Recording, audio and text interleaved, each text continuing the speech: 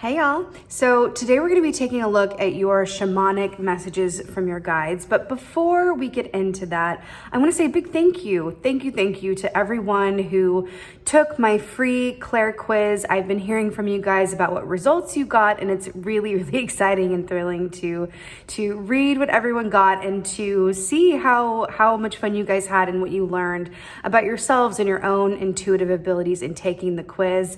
So thank you so much. If you have not had a chance to do that yet, the link is in the description box below.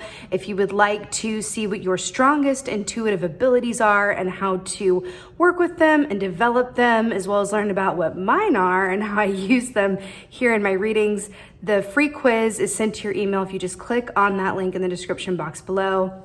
And again, thank you guys to everyone who took the quiz.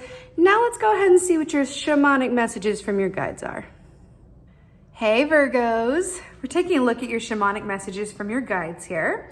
So where you are currently is the Moth. Ooh, it is my favorite animal energy. So Moth equates to that of the Page of Wands in the Tarot, which is such a beautiful, exciting energy because it speaks of that, divine spark of inspiration, of excitement, just starting out on something that you feel excited about, which is brilliant. Moth medicine is really directly linking to your oracle here, which we'll get to in a mere moment. But Moth medicine is about the cycles that it takes to truly transform, right? So it goes from the egg to the caterpillar, to the cocoon, to the fully formed, stunning, beautiful moth that we all love, right? But within that, this part of the moth's life cycle, right, where it's beautiful and has wings, it's flying around, being itself, it only lives that way for 2 weeks, and it doesn't even actually have a mouth because its only purpose for that 2 weeks is to attract a mate and to procreate. That's it. So this reminds us of the value of the journey and the process, and much less about the result or the end destination, right? But Moth also speaks to being in a time of high sensitivity, right? You may have different needs during this time, and it's about being aware of those needs and aware of those, subtle shifts, right, within you and around you, so that you're coming from a place of choice and that you're able to respond to your environment as opposed to react, right? When the moth is in, balance, it responds. When it's not, it's very reactive, right? Because if you touch it even very gently, it's like 1,000 knives to a moth, right? Because they're so highly sensitive. Moths represent empaths, right? Your advice is the Beaver, which I laughed when this card came flying out because it's the least unsurprising thing ever in the world that your advice is the Beaver, which is 8 of Pentacles. So the tagline of the 8 of Pentacles says, hard work and talent meeting up with divine timing, which is another way of saying if you stay ready, you don't have to get ready. And that's a beautiful Beaver medicine for you. But also there's an aspect of the Beaver medicine that says, this is also about the inner work that we do, right? There's the work that we do for the coin, and then there's doing the work, the big work in all caps, right? About that personal development and transformation.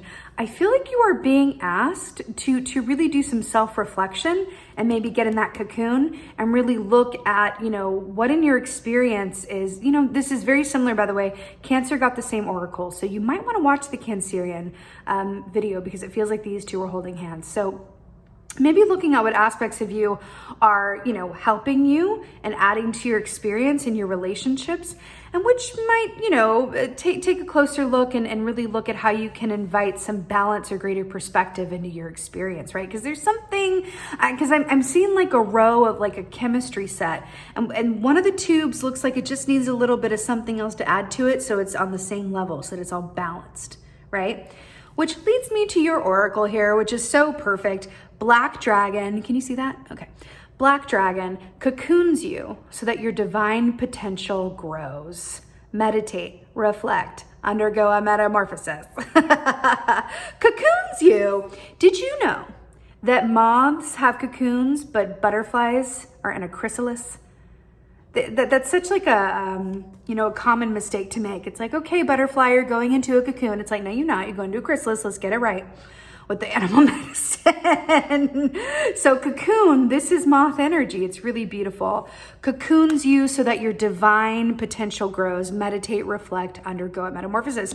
And again, with the beaver energy here, with undergoing that work of transformation and growth, is being willing to really reflect openly with curiosity at where you are and what could use some room for improvement. Now, how you're going to know that this is for you is if something within you feels askew, off balance, off kilter, or everything's not exactly operating on, the highest capacity, right? Or even, a desirable capacity.